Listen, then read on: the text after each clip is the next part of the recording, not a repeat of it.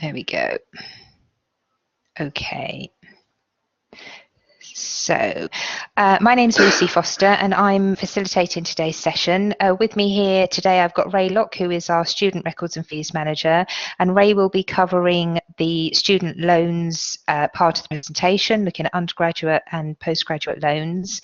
And then we've also got Kai Lewis from our, who's one of our recruitment advisors, and he'll be covering information relating to our payment plans. So we will, as I said before, we've got time for questions at the end, and the session is being recorded, so we will share that with you afterwards as well if you want to revisit anything.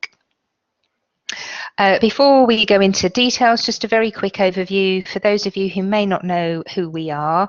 The University of Derby Online Learning is part of the University of Derby. We are focused solely on the online distance learning courses.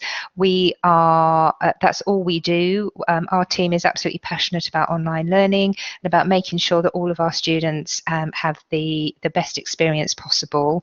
We are dedicated to providing online learning. We have a team of online learning advisors who are there with you throughout your student journey, so they'll be there for any support that you need. We are one of the UK's leading universities for online learning. We've got over 13 years experience, which we use to make sure that your learning experience is the best that it can possibly be. Many of our courses are accredited. You may have already seen that they are accredited by professional organisations such as the Chartered Institute of Environmental Health, the RCN, etc.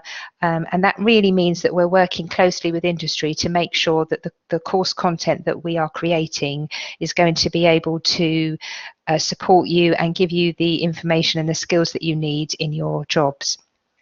We have an experienced academic team who are experts in their subject areas, and our academics are based all over the world. We do have a core team who work with us here in Derby, but many of our tutors and associate academics are based all over the world, and that gives us the flexibility to make sure that we're getting the academics who've got the right experience and expertise relative to the modules and the content that is being taught. So you can benefit from their experiences too. And as I've mentioned before, we have a non-academic support team who are dedicated to providing you with support throughout your studies, and you will have a named an online learner advisor throughout your studies, and they'll be there for any non-academic questions, queries, support that you need throughout your studies. So without further ado, I'm going to hand over to Ray, who will talk you through the various funding options for online distance learners. So over to you, Ray.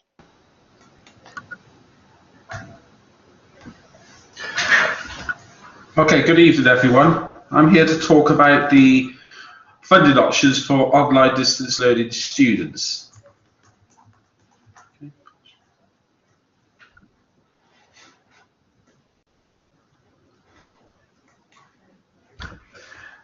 Okay, firstly I'm going to go through the undergraduate loans. Now for undergraduate students studying online, you'll be able to get a tuition-free loan if your part-time course has a course intensity of 25% or more within the year. So for our online distance learning programs, that's two standard modules of 40 credits. Currently, the part-time students can get up to £6,750 in loans for this year. That will more than cover the fees. It has gone up slightly for next year, but it more than covers all the modular fees that we charge here at the University of Derby for our online provision. Maintenance loans are coming in for living costs, and they're proposed for 2018-19, but there may be a delay on them for distance learning students to 2019-20.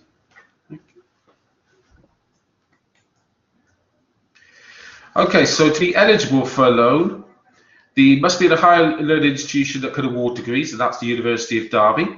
You must be living in the UK and studying one of the following: a degree, a foundation degree, a certificate of education, a diploma of higher education, a HNC, H&D, or a PGCE.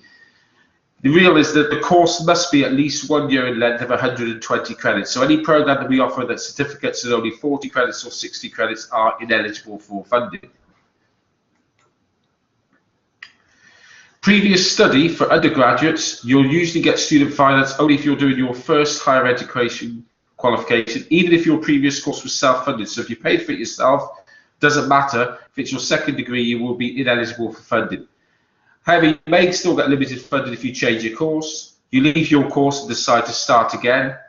And if you're topping up on the qualifications, so if you've got a HNC or foundation degree and you just want to do a top-up degree, we offer plenty of top-up degrees here online, then you'll be eligible for funding for that year.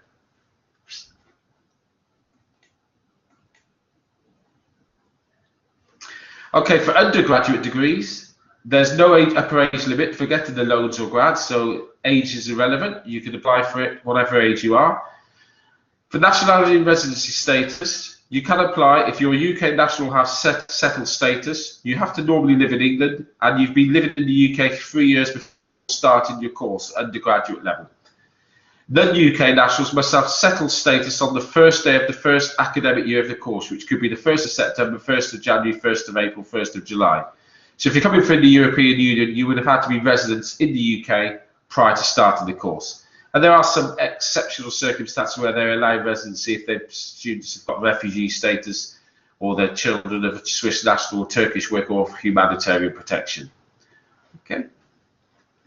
You're also eligible if you're not a UK national and are either from an EU country. The EU students, it has definitely been agreed that the government will fund EU students for next academic year, 2017-18, but there's been nothing on policy from the UK government where they go further in that. That's the waiting for the decision post-Brexit.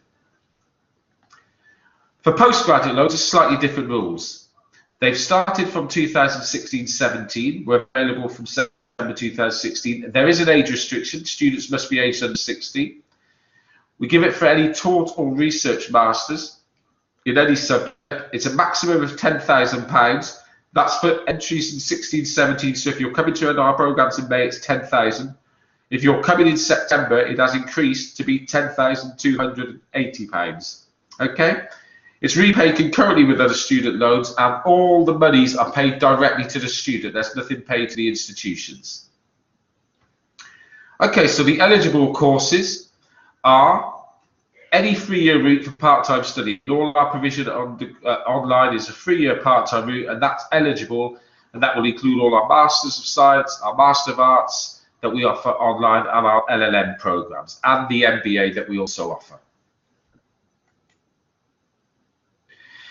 Ineligible courses for postgraduate loans will be any postgraduate ICT courses, Scottish Masters, Masters of Architecture, and integrated Masters, because they come under the undergraduate funding regimes. At the moment, doctoral degrees, PhDs, are ineligible for funding, although the government have announced that they will fund doctorate research degrees from 2018. If you're only undertaking a PG Cert or PG DIP level, that is ineligible for funding.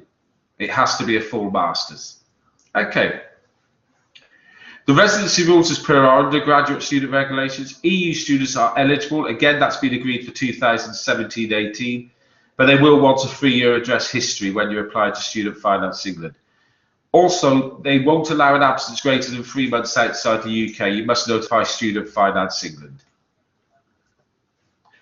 Okay, this is a key one. No postgraduate loan will be eligible to those students with an equivalent or higher level qualification. So if you've already got a master's, a standalone master's, an integrated master's, a doctoral, or any overseas equivalent, you will be ineligible for a postgraduate loan. Okay. Now, previous study where no qualification gained is not taken into account, and no repeat postgraduate loan funding will be allowed unless there are compelling personal reasons. So they will allow repeat study for postgraduate loans to get another £10,000, but it's determined by Student Finance England if you have compelling personal reasons. Normally that's a close death in the family, or you've had bad health issues, and they may allow that, but that's at the discretion of Student Finance England. What you will be eligible for, if you've got a postgraduate certificate or a postgraduate diploma and you've passed it, and you may have passed it in a different subject to which you wanted to take a full master's, you will be eligible to apply for that master's program, but you have to undertake all 180 credits. They won't allow any credits to be taken forward. So if you've got any recognition of prior learning, that will count you straight away exempt from applying for a postgraduate loan. There will be some students that will be ineligible, and this will be for undergraduate or postgraduate. If you don't meet the residency criteria or the previous study criteria, you'll be ineligible. If you've got outstanding arrears, now this is not arrears where you may have an undergraduate loan and you're paying it back through the pay as you earn through to the Student Finance England. That's fine. Outstanding arrears are where you've overclaimed, so you may have claimed for support 1 year, you've withdrawn it earlier, and you should have done and received the money, and the student loan company are asking you to pay back that immediately. That will make you exempt until their arrears are cleared. And also, if you're unfitted for student support, that's where a fraudulent claim has been made previously to the Student Finance England. They will cancel your application immediately. Also, if you apply too late, you've got 9 months from the start of your programme to apply. That's for undergraduate and postgraduate, and then they will not accept any applications after that. The application process is paper and online application. The loan request amounts can change, possible up to 1 month before the academic year end. EU students apply paper for both undergraduate and postgraduate. The disabled students allowance still applies, so if you receive the disabled student allowance, you'll be eligible to still get that. How the postgraduate loan is paid, it's being paid in 3 instalments. The first instalment at the course start date, the second instalment on the last Wednesday of the 4th month. So if you start in September, you'll get paid first payment at the middle of September. Second payment will be paid towards the end of January, and the third payment towards the end of April. And it's paid in 3 instalments, 33%, 33%, 34%. So for a 10,000 fee, we're paying 5,000 over 3 chunks in the first year, and the second payment we paid in 3 chunks over the second year, another 5,000.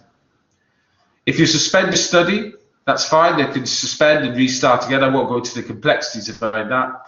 And if there's a withdrawal or overpayment, if a student withdraws from a course, all future payments are cancelled, so you won't receive any more.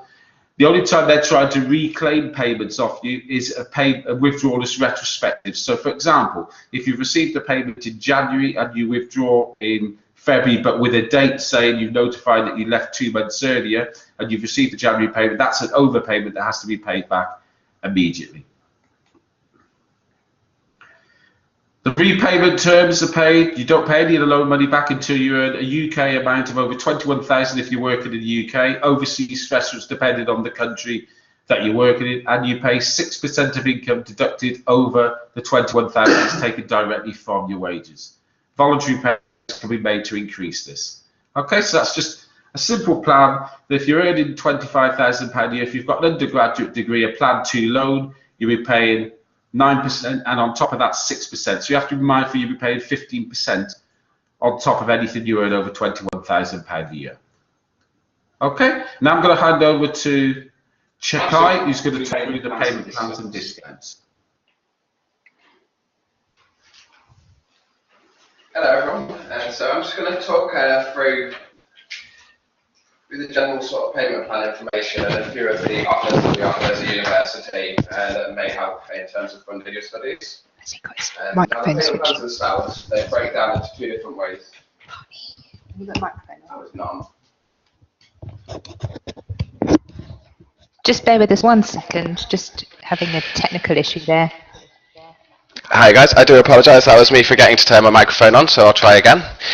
So I'm here to talk a little bit about the sort of payment plans that we offer as a university, and also about a few of the discounts that may be available depending on your circumstances.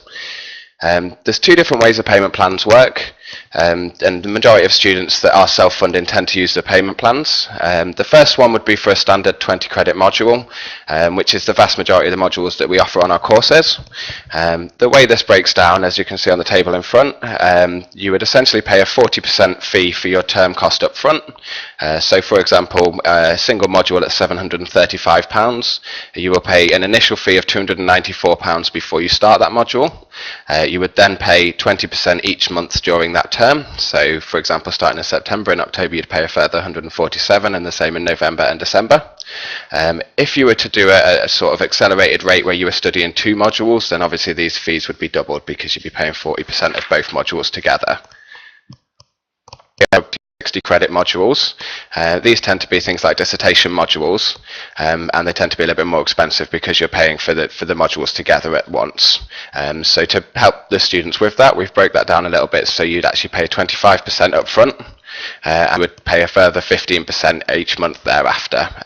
With these longer modules, they do tend to obviously run over a longer period of time, so it may be over 2 terms or 3 terms depending on how many credits they are. So for example, on this one, where it's a 1,400 module price, you would pay £350 up front before you commence the module, and then you would pay a further 210 each month thereafter for 5 months. The other things that we do as a university is we do offer a few discounts. Discounts that we offer would be our Pay in September and Save. This essentially, if you pay for a full academic module, if you were doing one term, that would be 3 modules, you would get a 5% discount. This one is only available in September. If you were to start your study in May or January, then this offer wouldn't be available. We do, however, have another 5% discount offer available, and that would be available on any of the term start dates, but it would only be where you are paying for the entire course in full, in which case, again, it would be a 5% discount. The third discount that we do have available is a 10% discount for postgraduate study for alumni of Derby University. So this would be generally for people who've completed a top-up degree, and that could be on campus or through UDOL, through the online provision, and would get an automatic 10% discount on any postgraduate complete with us. I think that's about it really, but if anyone does have any questions, please pop them in the box and I'll answer them straight away. That's great. Thanks very much, Kai.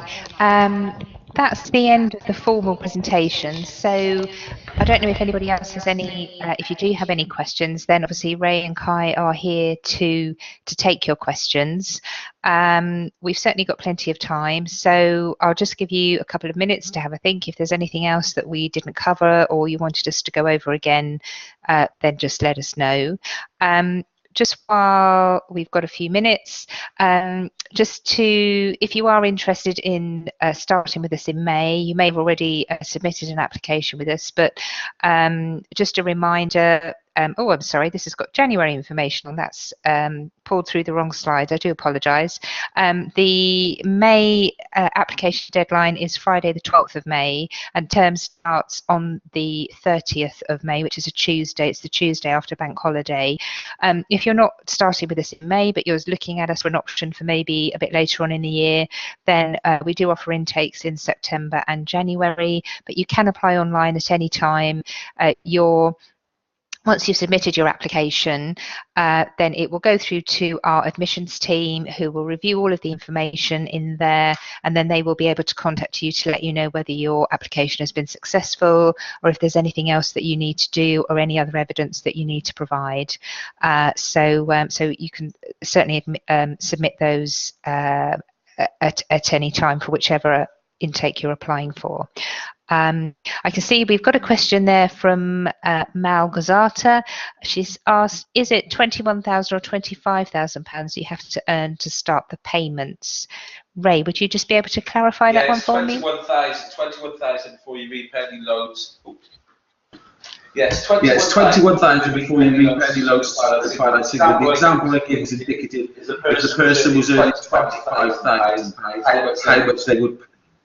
But it's 21,000 that you start paying from. Anything 6% above that. That's great. Thanks very much, Ray, for confirming that.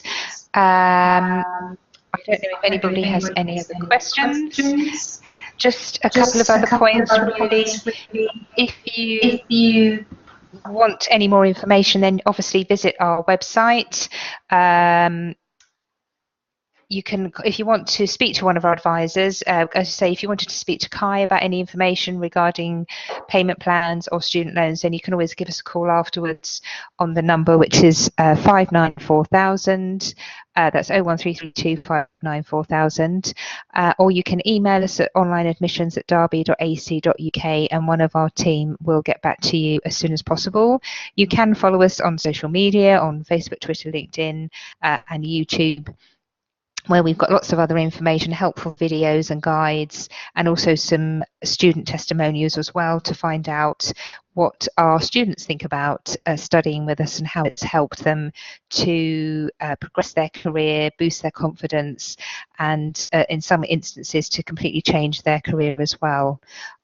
So I don't know if Ray or Kai have got anything else they wanted to add, or if there's any other questions coming through. As I say, we'll just hang fire for a minute or so to see if there is anything else that anybody else wants to know, or even if it's anything not related to student loans while we're here. If you've got any other questions, then we may be able to help you with those.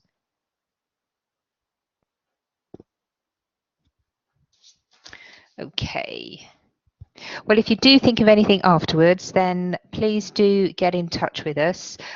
We will make the recording available to you, so if you want to go through it again and revisit any of the slides, then we can certainly help you with anything else you have if you've got any other questions afterwards.